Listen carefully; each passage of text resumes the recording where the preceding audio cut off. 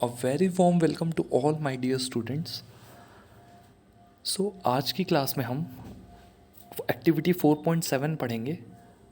हम इंसुलेशन के बारे में जानेंगे, हम कन्वेक्शन के बारे में जानेंगे, हम रेडिएशन के बारे में जानेंगे, ठीक है। बट आज की क्लास में आगे बढ़ने से पहले हम लास्ट लेक्चर में हमने क्या पढ़ा था उस पर एक बार नज़र डाल लेते हैं। ओके, सो लास्ट लेक्चर में हमने हॉट और कोल्ड के बीच में डिफरेंस देखा था कि हॉट क्या होता है गर्म, कोल्ड क्या होता है ठंडा, हॉटनेस को कैसे मेजर किया जाता है, हॉटनेस की जो डिग्री होती है उसको टेम्परेचर बोलते हैं और हॉटनेस को मेजर किया जाता है थर्मोमीटर से। ओके, तो दो तरह के थर्मोमीटर होते हैं, एक क्लिनिकल थर्मोमीटर होता है और एक लेबोरेटरी थर्मोमीटर होता है। तो जो क्लिनिकल थर्मोमीटर होता है वो क्लिनिक्स में यूज़ किया जाता है, वो डॉक्टर्स मोस्टली यूज़ करते हैं पेशेंट्स का टेम्परेचर लेने के लिए कि उनको फीवर है या नहीं है। ओके, क्लिनिकल थर्मोमीटर में मरकरी का यूज़ होता है। क्लिनिकल थर्मोमीटर में जो रीडिंग होती है वो 35 डिग्री से 42 डिग्री सेल्सियस तक रहती है। थर्मोमीटर की जो यूनिट होती है वो डिग्री सेल्सियस होती है। ओके, चाहे वो लेबोरेटरी थर्मोमीटर हो चाहे वो क्लिनिकल थर्मोमीटर हो। जो क्लिनिकल थर्मोमीटर होता है उसकी रेंज कम होती है क्योंकि ह्यूमन बॉडी की जो टेम्परेचर की रेंज है वो 35 से 42 के बीच में ही लाई करती है, ठीक है। तो इसीलिए उसके अकॉर्डिंग ये थर्मोमीटर भी बनाया जाता है जिसमें रीडिंग सिर्फ और सिर्फ 35 से 42 तक ही शो करती है, ठीक है। और थर्मोमीटर ये ग्लास का बना होता है, जो क्लिनिकल थर्मोमीटर होता है वो ग्लास का बना होता है। इसके आगे एक नुकीला पार्ट होता है जिसको बल्ब बोलते हैं, उस बल्ब को टंग के नीचे रखा जाता है टेम्परेचर लेने के लिए या फिर बगल में रखा जाता है। ओके, बगल में मतलब टंग के बगल में नहीं, आपकी बाजू में। ओके, आर्म पिट्स में मोस्टली। ओके, सो ये जो क्लिनिकल थर्मोमीटर है ये डॉक्टर्स यूज़ करते हैं और इस थर्मोमीटर को यूज़ करने से पहले कई चीज़ों का ध्यान रखना चाहिए। जैसे थर्मोमीटर पे टेम्परेचर 35 होना चाहिए, ठीक है, तभी उसको जाकर यूज़ करें आप। थर्मोमीटर को यूज़ करने से पहले आप उसको बहुत अच्छे से आप सैनिटाइज़ कर लें, बहुत अच्छे से एंटीसेप्टिक वगैरह से साफ़ कर लें, ठीक है। फिर थर्मोमीटर को बल्ब से पकड़ कर टेम्परेचर ना लें, उसको पीछे से पकड़ कर टेम्परेचर लें, ठीक है। थर्मोमीटर को हमेशा पीछे से पकड़ कर ही सामने वाले पेशेंट के मुंह में डालना चाहिए। ओके, और उसके बल्ब में मरकरी भरा हुआ होता है। मरकरी का लेवल राइज़ करता है जैसे जैसे हमारी बॉडी का टेम्परेचर लिया जाता है, ठीक है। हमारी बॉडी में टेम्परेचर बताने के लिए थर्मोमीटर को कम से कम 3 से 5 मिनट तक रखना पड़ता है। ओके, तो ये कुछ चीज़ें थी जो हमने पढ़ी थी। लेबोरेटरी थर्मोमीटर जो होता है वो -10 डिग्री से 110 डिग्री तक का लार्ज टेम्परेचर डिफरेंस कैलकुलेट करने के काम आता है। ओके, मतलब लेबोरेटरी में जितने भी केमिकल्स हैं उसमें अगर कोई कंबशन हो रहा है, कोई गैस निकल रही है, गर्मी पैदा हो रही है, तो उन सब चीज़ों का जो मेजर है वो लेबोरेटरी थर्मोमीटर से किया जाता है क्योंकि लेबोरेटरी थर्मोमीटर का जो रेंज है वो -10 डिग्री से +110 डिग्री तक होता है। ओके, अब एक्टिविटी 4.7 देखते हैं आज की क्लास में। एक्टिविटी 4.7 में क्या बोल रहा है, यहाँ पर बोल रहा है heat water in small pan और अ बीकर। गर्म पानी लेना है आपको एक किसी बर्तन में, ओके, और उस गर्म पानी को क्या करना है, रख देना है, ठीक है। फिर कुछ चीज़ें लेनी है जैसे स्टील का स्पून मतलब चम्मच लेना है स्टील का, प्लास्टिक की स्केल लेनी है, पेंसिल लेनी है, डिवाइडर लेना है, ठीक है। ये सारी चीज़ें आपको अपने पास में रख लेनी है उस गर्म पानी के साथ में, ठीक है। गर्म पानी के अंदर अभी नहीं डालना है। फिर थोड़ी देर बाद क्या करना है, एक एक आर्टिकल को धीरे धीरे आधा गर्म पानी में डालना है या थोड़ा सा हिस्सा उसका जो एक एंड है।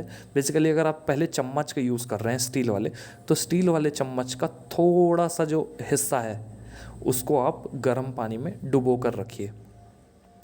फिर यही काम करिए आप प्लास्टिक की स्केल के साथ, यही काम करिए आप पेंसिल के साथ, यही काम करिए डिवाइडर के साथ।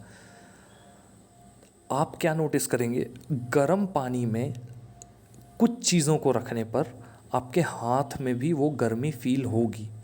यानी जो स्टील का चम्मच अगर आप रखते हैं थोड़ी देर तक उस गर्म पानी में, तो आपके हाथ में हो सकता है इतना गर्म लगे आपको कि वो चम्मच आपके हाथ से छूट जाए, ठीक है। स्टील का चम्मच भी गर्म हो जाएगा पूरा का पूरा, क्योंकि हीट जो है वो गर्म पानी से ट्रांसफ़र कर जाएगी कहाँ, आपके हाथ तक, ओके।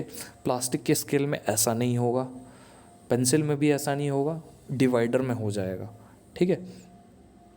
तो ये एक्सपेरिमेंट बेसिकली ये पता लगाने के लिए है कि कैसे कंडक्शन होता है, ठीक है। कंडक्शन का मतलब है कैसे ट्रांसफ़र ऑफ हीट होता है सॉलिड मटेरियल्स में, ठीक है। देखिए सॉलिड स्पून भी है, प्लास्टिक भी है, ठीक है, पेंसिल भी है, डिवाइडर भी है, सब सॉलिड है, लेकिन ट्रांसफ़र सिर्फ स्पून, स्टील के स्पून और डिवाइडर में हुआ, क्योंकि ये मेटल्स हैं। और मेटल्स जो होते हैं वो गुड कंडक्टर ऑफ हीट होते हैं, मतलब ये हीट को अपने अंदर से पास करवा देते हैं एक एंड से दूसरे एंड तक। मतलब एक हिस्सा, एक सिरा आप गर्म करेंगे किसी मेटल का तो दूसरा सिरा अपने आप गर्म हो जाएगा, ठीक है। तो ये एक्सपेरिमेंट यही बताने के लिए था कि कंडक्शन मेटल्स में होता है या सॉलिड में होता है, ठीक है। तो कंडक्शन किस में होता है स्टूडेंट्स, मेटल्स या सॉलिड में, ठीक है। तो the materials which allow heat to pass through them easily are called conductors. ऐसे मटीरियल्स, ऐसे मेटल्स जो अपने अंदर से हीट को पास करने के लिए परमिशन देते हैं या अपने अंदर से हीट को पास करवा देते हैं, ऐसे मेटल्स को या ऐसे मटेरियल्स को हम बोलते हैं कंडक्टर्स, ठीक है। इसका एग्जांपल है एल्युमिनियम, आयरन, कॉपर। इन सब के एक एंड पे अगर आप गर्म करेंगे तो दूसरा एंड अपने आप गर्म हो जाएगा, ठीक है। The materials which do not allow heat to pass through them easily are poor conductors of heat such as plastic and wood. तो कुछ पुअर कंडक्टर्स जो हीट के हैं वो कौन कौन से हैं, प्लास्टिक और वुड, ठीक है। पुअर कंडक्टर्स को क्या बोलते हैं, इंसुलेटर्स, ठीक है। The water and air, water और एयर जो है वो भी पुअर कंडक्टर्स ऑफ हीट होते हैं, ठीक है।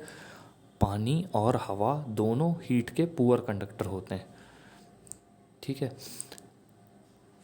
अब एक्टिविटी 4.8 देखते हैं। 4.8 में क्या बोल रहा है, एक राउंड बॉटम का फ्लास्क लेना है। राउंड बॉटम का फ्लास्क मतलब जो ऐसा दिखे, ये देखिए इसका जो नीचे का सिरा है ये पूरा गोल है, ठीक है। ये राउंड बॉटम, इसका जो बॉटम है यानी निचला हिस्सा है वो गोल है। तो इस तरह का एक फ्लास्क लेना है आपको, ठीक है।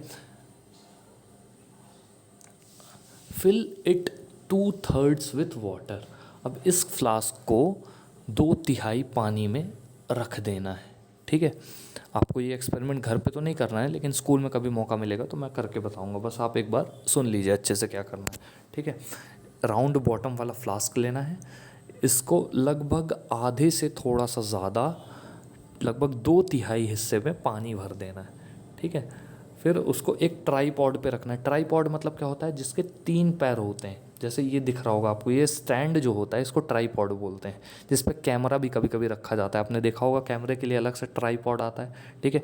तो ये पानी गर्म करने के लिए ट्राईपॉड ये होता है, ठीक है। तो ये ट्राईपॉड जो दिख रहा है इसमें उस कांच के बाउल को रखना है जो आपने लिया है, एज इट इज़, जैसे ये सेटअप दिख रहा है यही करना है, ठीक है। फिर नीचे से एक आग जला देनी है, ठीक है। इसके अंदर क्या डालना है, इसके अंदर डालना है आपको पोटेशियम परमैंगनेट, ठीक है। पोटेशियम परमैंगनेट आता है, एक मटेरियल होता है, ठीक है, जिससे वाटर को प्यूरीफाई किया जाता है, ठीक है। तो पोटेशियम परमैंगनेट का एक क्रिस्टल डालना है, कहाँ, फ्लास्क के बॉटम में, ठीक है। और फिर इसको हीट करना है इस फ्लास्क को। थोड़ी देर बाद आप क्या देखेंगे, जैसे इस पे ये जलता हुआ पोटेशियम परमैंगनेट दिख रहा है आपको, तो ये देखिए कैसे पोटेशियम परमैंगनेट धीरे धीरे ऊपर भाग रहा है। तो ये एक्सपेरिमेंट क्या बताने के लिए, ये एक्सपेरिमेंट हमको ये बता रहा है कि वाटर कैसे गर्म होता है, ठीक है, वाटर में हीट कैसे ट्रांसफ़र करती है, ठीक है। तो ये प्रोसेस जो है हमको कन्वेक्शन समझाने के लिए, अभी हमने कंडक्शन समझ लिया जो कि सॉलिड्स में होता है, कन्वेक्शन जो है वो फ्लूइड्स में होता है। फ्लूइड्स क्या होते हैं, जो बह सकते हैं, ठीक है। मतलब गैस भी एक फ्लूइड है, वाटर भी एक फ्लूइड है, दूध भी एक फ्लूइड है, मिट्टी भी अगर बहती रहे, कीचड़ भी एक फ्लूइड है, ठीक है। तो जो चीज़ें बह सकें वो सारे के सारे फ्लूइड कहलाते हैं। तो उन फ्लूइड्स में ये जो पोटेशियम परमैंगनेट है ये डायरेक्शन दे रहा है किसको, ये डायरेक्शन दे रहा है वाटर के मूवमेंट को। तो इससे हमें ये पता चलता है कि वाटर कैसे मूव कर रहा है या कैसे गर्म हो रहा है, ठीक है। तो वाटर में हीट के ट्रांसफ़र को क्या बोलते हैं, कन्वेक्शन बोलते हैं। या फ्लूइड्स में जितने भी फ्लूइड होते हैं, फ्लूइड में हीट के ट्रांसफ़र को, एनर्जी के ट्रांसफ़र को कन्वेक्शन बोलते हैं, ठीक है। तो ये पोटेशियम परमैंगनेट हमको सिर्फ और सिर्फ ये दिखाने के लिए डाला गया है कि वाटर किस तरह से नीचे, देखिए क्या रहता है, मैं आपको क्लियरली समझाता हूँ अच्छे से। जो आपने पानी लिया है इस फ्लास्क में वो अभी ठंडा है, जब तक आपने आग नहीं जलाई हुई है, ठीक है। तो वो ठंडा पानी हर जगह इक्वली ठंडा है, ऊपर भी ठंडा है, नीचे भी उतना ही ठंडा है। जैसे ही आपने आग लगाई तो नीचे का पानी गर्म होना चालू हुआ, नीचे का पानी गर्म होते होते धीरे धीरे ऊपर जाएगा। तो जैसे जैसे वो पानी जो गर्म हो रहा है वो ऊपर जाएगा तो पोटेशियम परमैंगनेट का कलर भी ऊपर जाएगा। तो वो पोटेशियम परमैंगनेट का कलर ये बताता है कि पानी ऊपर जा रहा है, कौन सा, जो गर्म हो रहा है। और ऊपर से जो ठंडा पानी है वो उस पानी की जगह ले रहा है जो ऊपर आया है, ठीक है। तो ठंडा पानी गर्म पानी की जगह लेता है और यही प्रोसेस बार बार चलता रहता है जब तक कि पूरा पानी का जितने भी पूरा पानी भरा हुआ है वो गर्म नहीं हो जाता पूरी तरह से, ठीक है। तो ठंडा पानी जो है वो गर्म पानी की जगह लेता जाता है, गर्म पानी ऊपर जाता जाता है, ठीक है। तो ये है पूरी एक्टिविटी जिसमें ये बताया गया है पोटेशियम परमैंगनेट से कि पोटेशियम परमैंगनेट क्या करता है, ये बैंगनी कलर या पिंक कलर देता है। कहीं भी आप पोटेशियम परमैंगनेट को डालेंगे पानी वगैरह में तो पिंक कलर का हो जाएगा, ठीक है, पूरा पानी, ठीक है। तो ये यहाँ पर पोटेशियम परमैंगनेट जैसे धीरे धीरे घुलेगा तो उससे हमें ये पता चलता जाएगा कि कैसे वाटर धीरे धीरे ऊपर जाता है, गर्म होकर पानी ऊपर जाता है और ऊपर से जो ठंडा पानी है वो नीचे आता है, ठीक है। फिर नीचे आकर वो वापस गर्म होता है, फिर ऊपर जाता है, फिर जो बचा कुचा ठंडा पानी है वो नीचे आता है। फिर ऐसे ऐसे करके पूरा पानी धीरे धीरे क्या हो जाता है, गर्म हो जाता है। तो इस एक्टिविटी में हमने ये सीखा, okay. Right your observation in your notebook and also draw a picture of what you observe. आपने ऑब्जर्वेशन को एक नोटबुक में लिखना है और ये भी देखना है कि आपने क्या ऑब्जर्व किया। व्हेन वाटर इज़ हीटेड, जब पानी गर्म किया जाता है, the water near the flame gets hot. जो पानी फ्लेम यानी जहाँ पर आग लगी होती है वहाँ का पानी गर्म हो जाता है। हॉट वाटर राइजेज अप, गर्म पानी है ऊपर की तरफ जाएगा, ठीक है। The cold water from the sides move down towards the source of heat. जो कोल्ड वाटर है साइड में वो हॉट वाटर की तरफ, वो नीचे की तरफ आएगा, ठीक है। This water also gets hot and rises. ये पानी भी गर्म होता जाता है और ऊपर उठता जाता है, ठीक है। This process continues till the whole water gets heated. ये प्रोसेस कब तक चलता रहता है, जब तक पूरा पानी गर्म नहीं हो जाता। This mode of heat transfer is known as convection. इस हीट ट्रांसफ़र के तरीके को क्या बोलते हैं, कन्वेक्शन बोलते हैं, ठीक है। How does the heat travel in air, कैसे हीट जो है वो एयर में ट्रेवल करती है। In which direction does the smoke go, किस डायरेक्शन में स्मोक जाता है। एयर में हीट ट्रेवल करती है ऊपर की तरफ ही, ठीक है। मतलब जो गर्म हवा होगी वो हमेशा ज़मीन से आसमान की तरफ जाएगी और ठंडी हवा हमेशा आसमान से ज़मीन की तरफ आएगी, ठीक है। ठंडी हवा क्योंकि भारी होती है, गर्म हवा हल्की होती है, तभी आप गर्म हवा का गुब्बारा अगर भर देंगे गर्म हवा से तो वो ऊपर की तरफ जाएगा। तभी आप देखते हैं कि वो जो बड़े बड़े बलून होते हैं जिसमें आदमी बैठ के सवारी कर लेता है, फॉरेन वगैरह में जो यूज़ किए जाते हैं, तो उन बलून्स में नीचे एक फ्लेम जलती रहती है। उस फ्लेम से वो गर्मी पैदा होती है ताकि वो बलून पूरे के पूरा फूल सके और उसी गर्मी से बलून ऊपर जाता है धीरे धीरे, ठीक है। The air near the heat source get hot and rises. The air from the sides come in to take its place. In this way the air gets heated. अब यहाँ तो पानी की बात चल रही थी लेकिन अब एयर की बात भी समझा रहा है कि एयर गर्म हवा जो होती है वो ऊपर की तरफ जाती है, उसकी जगह ठंडी हवा ले लेती है, ठीक है। एक्टिविटी 4.9 में यही बताया गया है, ठीक है। लाइट अ कैंडल, क्या करना है आपको, एक मोमबत्ती को जलाना है, एक कैंडल को जलाना है, उसके ऊपर अपना हाथ रख देना है। एक हाथ ऊपर से रखना है और दूसरा हाथ साइड से रखना है। ये ध्यान ज़रूर दीजिएगा कि आपका हाथ जले नहीं, ठीक है। क्या करना है, यहाँ पर देख सकते हैं आप, एक हाथ साइड से रखना है, एक हाथ ऊपर से रखना है। अब आप खुद ही बताइए कि आपको ज़्यादा गर्म कहाँ फील हो रहा है, साइड वाले हाथ में या ऊपर वाले हाथ में। कौन से हाथ में ज़्यादा गर्मी आपको फील हो रही है। जो हाथ आपने ऊपर से लगाया है कैंडल के, या जो हाथ आपने साइड से लगाया है। आप करके देखिएगा, ये एक्सपेरिमेंट बहुत सिंपल है, आपको खुद ब खुद पता चल जाएगा कि जो हाथ आपने ऊपर से लगाया है वहाँ ज़्यादा गर्मी फील हो रही है आपको। क्यों? क्योंकि गर्म हवा है, ये कैंडल के ऊपर की हवा कैंडल गर्म कर रही है, वो हवा ऊपर जाएगी, तो ऑब्वियस सी बात है ऊपर क्या रखा हुआ है आपका हाथ, तो वो गर्म हवा आपके हाथ से टकराएगी और आपको गर्मी फील होगी। ठीक है, तो ये एक्सपेरिमेंट ये बताने के लिए था कि गर्म हवा ऊपर की तरफ जाती है। ठीक है, इसी को बोलते हैं कन्वेक्शन एयर में। ठीक है, notice that towards the top the air gets heated by convection. ऊपर की तरफ कन्वेक्शन प्रोसेस से एयर हीट हो जाती है। Therefore the hand above the flame feels hot. मशाल या कैंडल की जो आग है उसके ऊपर आपका हाथ जो रखा है, वो वाला हाथ आपका गर्म, आप उस हाथ में गर्मी फील होने लगती है। On the sides however there is no convection. Side में कोई कन्वेक्शन नहीं होता, साइड्स में कोई गर्मी ज़्यादा फील नहीं होती आपको। However there is no convection and air does not feel as hot as at the top. ठीक है, साइड में एयर उतनी गर्म नहीं होती जितना ऊपर होती है, ऊपर ज़्यादा गर्म होती है एयर। ओके, क्योंकि गर्म हवा हमेशा ऊपर की तरफ जाती है। The people living in coastal areas. अब जो कोस्टल एरियाज़ में लोग रहते हैं, कोस्टल एरियाज़ का मतलब क्या होता है? समुद्र के किनारे। जैसे अपना गुजरात जो है वो समुद्र के किनारे है, मुंबई समुद्र के किनारे है, तमिलनाडु, केरला, कर्नाटका, ओके, ओडिशा, वेस्ट बंगाल, त्रिपुरा, ओके, और कुल मिला के ये सारे जो आपको मैंने स्टेट्स बताए हैं इंडिया के, ये सारे अपने कोस्टल एरियाज़ कहलाते हैं, है ना, समुद्र के किनारे वाले एरियाज़ कहलाते हैं। तो जो समुद्र के किनारे वाले एरियाज़ हैं वहाँ पर एक फिनोमिना होता है। ठीक है, एक्चुअली दो फिनोमिना होते हैं, दिन के समय एक होता है, एक रात के समय होता है। फिनोमिना मतलब क्या होता है? एक अजीब सी घटना होती है। वो घटना क्या होती है? एक दिन के टाइम पे होती है, एक रात के समय पे होती है। दिन के टाइम पर क्या होता है? दिन के टाइम पर सूरज गर्मी देता है ज़मीन को। आपको भी पता है इसमें कौन सी नई बात है, बिल्कुल देता है।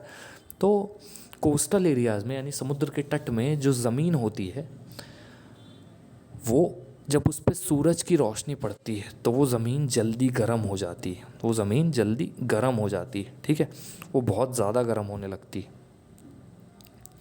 तो क्या होता है, ज़मीन तो गर्म हो गई, लेकिन जो पानी है, अब समुद्र के तट में पानी भी रहेगा और ज़मीन भी रहेगी। ठीक है, तो जो ज़मीन है वो जल्दी गर्म हो जाती है, पानी लेट गर्म होता है।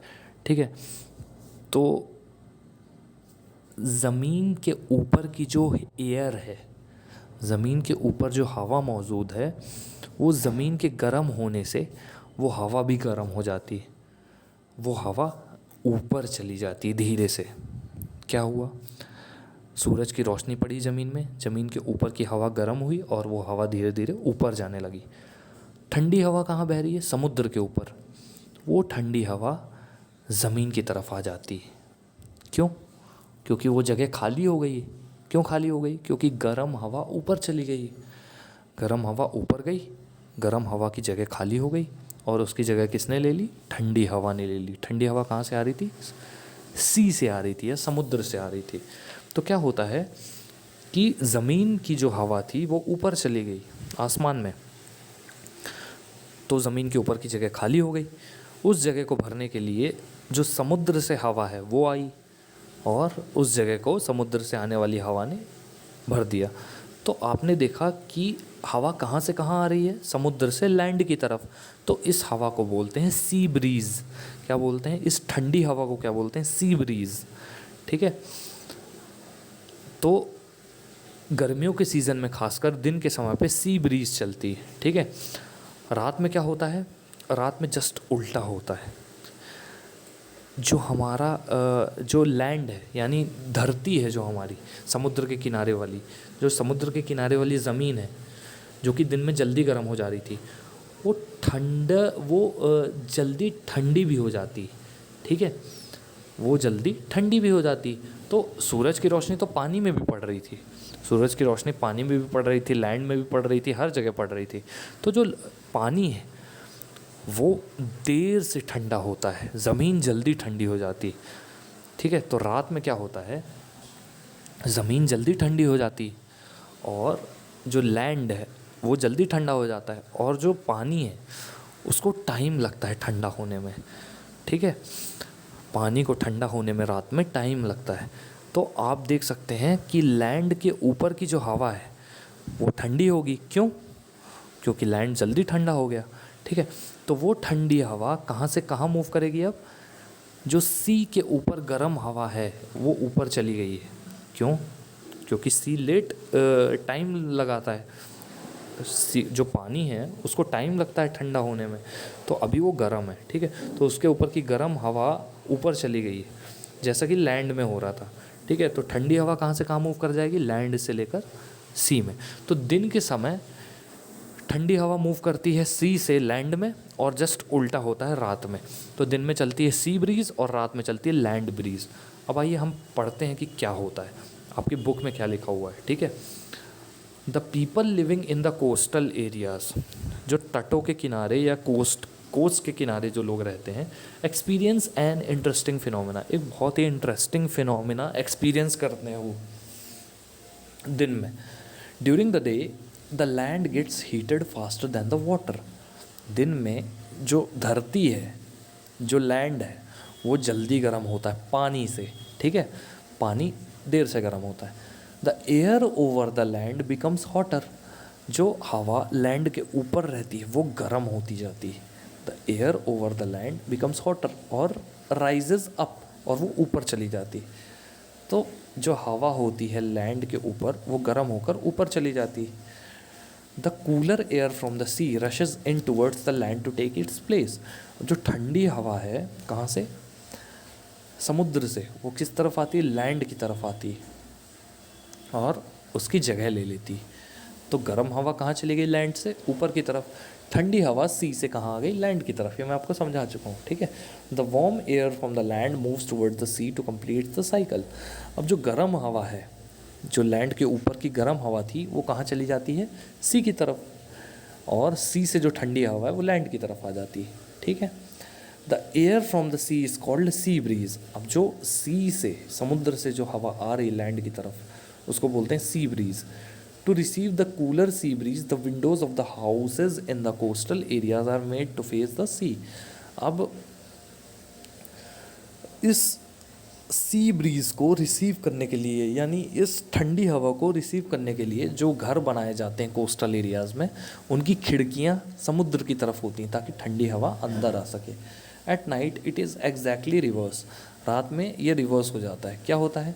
Water cools down more slowly, जो पानी है वो बहुत ही जल्दी से क्या हो जाता है? ठंडा होता है, ठीक है। कब? रात में। Water cools down more slowly than the land, मतलब जो पानी है वो टाइम लगाता है, मैंने उल्टा बोल दिया था, सॉरी। जो पानी है वो टाइम लगाता है ठंडा होने में, लैंड जल्दी ठंडा हो जाता है। कब? रात में। रात में ज़मीन जो है जल्दी ठंडी हो जाती है, पानी को थोड़ा सा टाइम लगता है। So the cool air from the land, अब लैंड की जो एयर है वो कूल हो गई क्योंकि लैंड जल्दी ठंडा हो गया। वो कहाँ मूव करता है? सी की तरफ। वो एयर कहाँ मूव करती है? सी की तरफ। इसको बोलते हैं लैंड ब्रीज, ये मैं आपको बता चुका हूँ। When we come out in the sun, जब हम धूप में जाते हैं, वी फील वार्म, हमें गर्मी लगती है। How does the heat from the sun reaches earth, अब सन से हीट कैसे पहुँच जाती है हम तक? It cannot reach us by conduction और convection, as there is no medium such as air in most part of the space in the earth and the sun, between the earth and the sun. अब ये सवाल उठता है कि ना तो ये कंडक्शन फिनोमिना है, सूरज की रोशनी का हमारे तक आना, ना तो कंडक्शन है ना कन्वेक्शन है, क्योंकि कंडक्शन और कन्वेक्शन के लिए किसी न किसी मीडियम की ज़रूरत पड़ती है, चाहे वो मीडियम एयर हो, चाहे वाटर हो, चाहे कोई सॉलिड हो, किसी न किसी तरह के मीडियम की ज़रूरत पड़ती, ठीक है, जो उस कंडक्शन से होने वाले जो चेंज है उसको पहुंचा सके। बट यहाँ पर ना कंडक्शन होता है ना कन्वेक्शन होता है। एक तीसरे तरह का फिनोमिना होता है यहाँ पर जिसको बोलते हैं रेडिएशन। रेडिएशन में क्या होता है? कोई मटेरियल की ज़रूरत नहीं पड़ती एनर्जी का ट्रांसफ़र करने में। सीधा सूरज से एनर्जी जो है वो ट्रांसफ़र हो जाती है अर्थ में, ठीक है। इस प्रोसेस को बोलते हैं रेडिएशन। तो यहाँ देखिए इस डायग्राम में कैसे डे टाइम पे सी ब्रीज चल रही है और ये रात में लैंड ब्रीज चल रही है। डे टाइम पे ये जो एरो है ये सी से लैंड की तरफ दिख रहा है, क्योंकि ठंडी हवा किस तरफ आती है, समुद्र से कहाँ आती है, ज़मीन की तरफ। रात में ज़मीन जल्दी ठंडी हो जाती है, तो ज़मीन से ठंडी हवा कहाँ जाती है, समुद्र की तरफ। तो ये पूरा फिनोमेना है। ये देखिए कूल हॉट कैसे एक्सचेंज हो रहा है यहाँ पर, हॉट और कूल रात में कैसे एक्सचेंज हो रहा है, तो ये पूरा फिनोमेना है।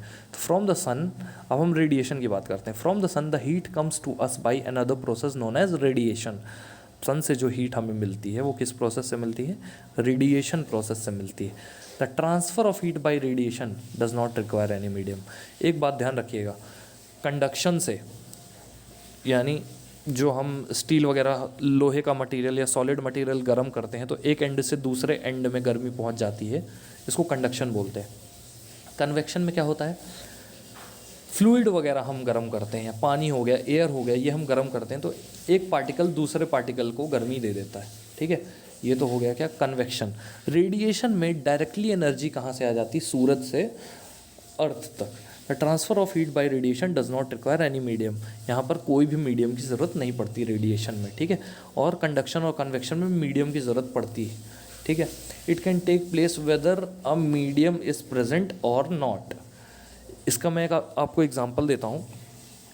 आप सब एकदम सट के, एकदम क्लोजली एक दूसरे से लाइन बनाकर खड़े हो जाइए, ठीक है। मैं सबसे आगे वाले को धक्का मारूंगा तो सबसे पीछे वाले तक धक्का जाएगा, ठीक है। मतलब बीच वाले जो लोग हैं वो एक मीडियम की तरह एक्ट कर रहे थे, ठीक है, वो एक मीडियम की तरह एक्ट कर रहे थे। बट अगर मैं अपनी एनर्जी को ऐसे पहुंचाना चाहूँ, मैंने एक पत्थर उठाया, आगे वाले को बोला सीधे सबसे लास्ट वाले को मार दे, ठीक है। अगर मुझे चोट पहुंचानी है लास्ट वाले को तो सीधा बोला कि पत्थर उठा और लास्ट वाले को मार दे, तो लास्ट वाले को मार देता है। तो यहाँ पर आप देखेंगे कि बीच में किसी की ज़रूरत पड़ी क्या, किसी की ज़रूरत नहीं पड़ी, बीच में लोगों की ज़रूरत ही नहीं पड़ी इस तरह के प्रोसेस में। तो ये जो प्रोसेस है ये रेडिएशन कहलाता है, जहाँ पर डायरेक्ट ट्रांसफ़र होता है एनर्जी का, कोई मीडियम की ज़रूरत नहीं पड़ती। That it can take place whether a medium is present और not. When we sit in front of a room heater, जब हम रूम हीटर के सामने बैठते हैं, we get heat by this process. आप ठंडियों में जब वो रूम हीटर के सामने बैठते हैं तो हमें इसी प्रोसेस से, रेडिएशन प्रोसेस से ही हमें गर्मी मिलती है। A hot utensil kept away from the flame cools down as it transfer the heat from the surrounding by radiation. Radiation से जो गर्म बर्तन है वो थोड़ी देर में ठंडा हो जाता है, क्योंकि उसकी गर्मी जो है धीरे धीरे सराउंडिंग में चली जाती है, अगल बगल के एटमॉस्फेयर में चली जाती है। और body too gives heat to the surroundings and receives heat from it by radiation. हमारी बॉडी भी इसी तरह जो गर्मी है, हीट है, उसको सराउंडिंग से हमारी बॉडी की गर्मी सराउंडिंग में चली जाती है और सराउंडिंग से जो ठंडी हवा है वो हमको मिल जाती है। All the hot bodies radiate heat. जितनी भी गर्म बॉडीज़ हैं वो हीट निकालती हैं, चाहे वो सन हो, चाहे वो ह्यूमन बॉडी हो, चाहे कोई एनिमल की बॉडी हो। When this heat falls on some object, जब वो हीट किसी ऑब्जेक्ट में गिरती है, a part of it is reflected, a part of it is absorbed and a part में बी ट्रांसमिटेड। इसका मतलब ये है कि सूरज से मान लीजिए जो सनलाइट आ रही, सूरज की रोशनी आ रही, आप एक पत्थर को रख दीजिए तो पत्थर में जो वो रोशनी पड़ेगी तो उसका कुछ हिस्सा रिफ्लेक्ट हो जाएगा। रिफ्लेक्ट मतलब टकरा कर चला जाएगा, ठीक है। उस पत्थर से कुछ हिस्सा टकरा कर चला जाएगा, कुछ हिस्सा पत्थर एब्जॉर्ब करके गर्म हो जाएगा, ठीक है। कुछ हिस्सा पत्थर एब्जॉर्ब कर लेगा और गर्म हो जाएगा, और कुछ हिस्सा जहाँ पर पत्थर ने एब्जॉर्ब किया है वहाँ पर वो गर्मी को छोड़ देगा। मतलब आपने अगर किसी अपने हाथ के ऊपर पत्थर को रखा है तो आपके हाथ में भी वो गर्मी ट्रांसमिट होने लगेगी, आपके हाथ में भी वो गर्मी फील होने लगेगी, ठीक है। तो कोई भी ऑब्जेक्ट तीन तरह से गर्मी को लेता है, या एनर्जी को लेता है, या हीट को लेता है। पहला, उस पर हीट पड़ते ही थोड़ा सा रिफ्लेक्ट हो जाएगी, रिफ्लेक्ट मतलब टकरा कर चली जाएगी, ठीक है। जैसे आप मिरर में टॉर्च को मारो तो टॉर्च की लाइट जो है वो टकरा कर चली जाती है पीछे की तरफ, उसी तरह हीट भी होती। तो हीट का कुछ हिस्सा 10% हिस्सा जो है वो किसी भी ऑब्जेक्ट से लगभग टकरा कर चला जाता है, रिफ्लेक्ट हो जाता है। दूसरा कुछ हिस्सा एब्जॉर्ब हो जाता है उस ऑब्जेक्ट से, वो ऑब्जेक्ट पे डिपेंड करता है। ठीक है, पत्थर होगा तो बहुत ज़्यादा हिस्सा एब्जॉर्ब होगा हीट का। ठीक है, कुछ हिस्सा जो है वो रेडिएट कर देती है। रेडिएट मतलब ट्रांसमिट कर देती है, मतलब जिसमें वो रखा हुआ है पत्थर, जिस चीज़ में, उस चीज़ को भी गर्म कर देगा वो। तो 3 प्रोसेस होती है, कौन कौन सी? रिफ्लेक्शन, एब्जॉर्प्शन और transmission. The temperature of the object increases due to the absorbed part of the heat. अब किसी भी ऑब्जेक्ट का टेम्परेचर कब बढ़ता है? जब बीच वाले हिस्से से, मतलब एब्जॉर्ब्ड पार्ट से, ना रिफ्लेक्टेड पार्ट से बढ़ता है ना ट्रांसमिटेड पार्ट से बढ़ता है उसका टेम्परेचर। कोई भी चीज़ गर्म तब होती है जब वो हीट को एब्जॉर्ब करे, सोखे। ठीक है, तो हीट तभी बढ़ेगी किसी चीज़ में जब हीट एब्जॉर्ब होगी। Are you advise to you why are you advise to use an umbrella when you go outside in the sun? आपको क्यों बोला जाता है कि जब गर्मी में जाएं, धूप में, तो छाता लेके जाएं? क्योंकि आपकी बॉडी हीट को एब्जॉर्ब कर लेगी और आपको स्वेटिंग होने लगेगी, गर्मी लगने लगेगी। ओके, इसलिए चलिए नेक्स्ट लेक्चर में गाइज हम कंटिन्यू करेंगे kinds of clothes we wear in summer and winter से। ओके, सो मेरी एक रिक्वेस्ट है आप लोगों से, बार बार लेक्चर्स को विजिट करते रहें, जो भी डाउट्स हैं प्लीज़ पूछते रहें। ओके, और घर पे सेफ रहें, सुरक्षित रहें। और that's all for now guys, thank you so much.